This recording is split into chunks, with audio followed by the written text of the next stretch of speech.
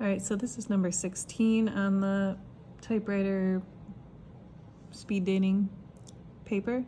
It says, if the radius of a circular disc is increasing at a rate of 3 inches per second, find the rate of increase of its area when the radius is 4. So circular disc, so here's a circle, radius. So the radius R is increasing at a rate of 3 inches per second. And you can tell that that's not an area or volume or anything.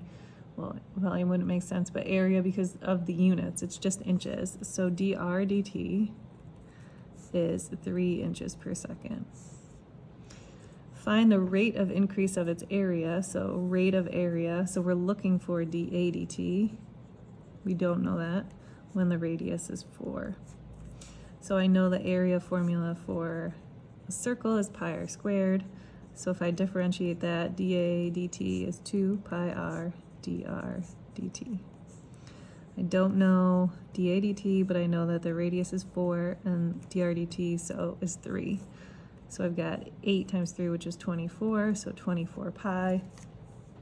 If I throw that into my calculator, I've got 75.398-ish.